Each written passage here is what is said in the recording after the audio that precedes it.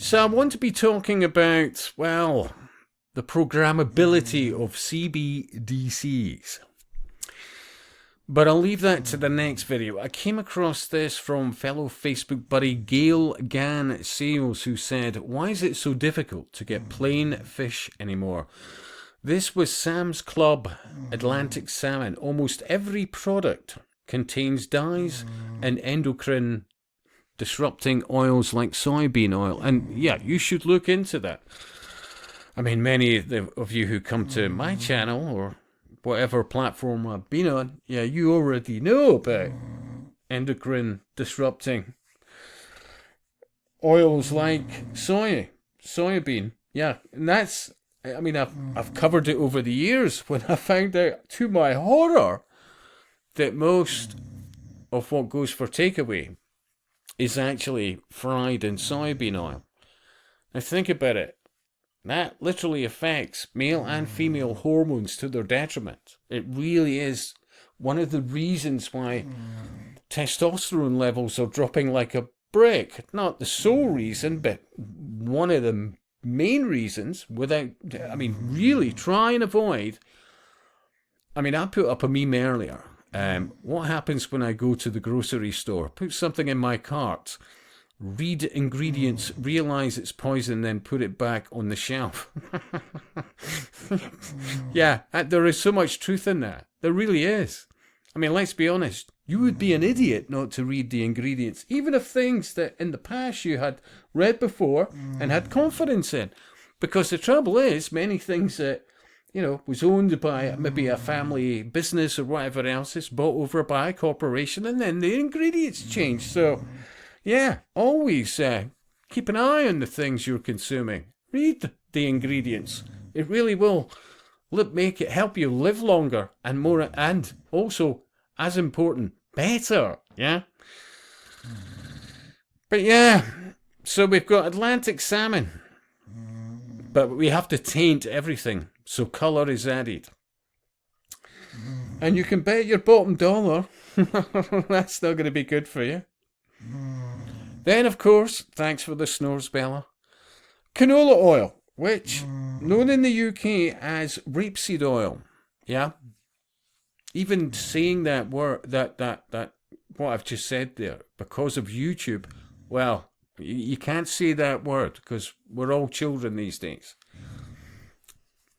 But yeah, rapeseed oil, just in case you missed that. Yeah, all that, you know, when you've driven about, you see these lovely yellow fields. That's rapeseed, which used to be known as an industrial, it was used as an industrial lubricant. Yeah, look into the background of that. It's also not good for you at all. Not one bit. Then you've got water, which we used to at one time have some confidence over, but there's so many municipalities, councils, whatever else, and they're quite literally, through various water boards, putting in, well, fluoride, which is an industrial waste, which lowers IQ, which does so many other things, causes cancers, yeah, bone problems, fluoridosis, you can name them, but no, great. And then soybean oil, yeah, well, that's another endocrine disruptor.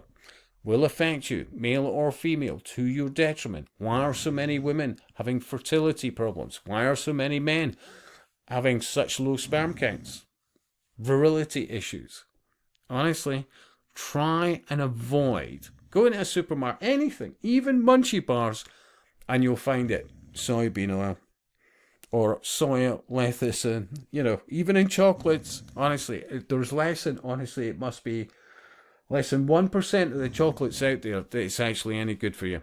Everything else is utter shite. Oh, believe me, the occultists, many occultists, male and female, but especially women, like a bit of chocolate. Absolutely, but you can be assured that there is no soya. Nothing is the emulsifier. Yeah, seriously. And then, of course, you've got salt, and of course, it'll be table salt, looking at that, chemically made, laced to buggery, and you shouldn't be touching it. Salt, you need a salt in your diet, absolutely, but I would be avoiding that. Other options, well, you've got, well, sea salt, but, you know, it depends on where from and, well, how polluted it is, you know, because plastic's in the oceans.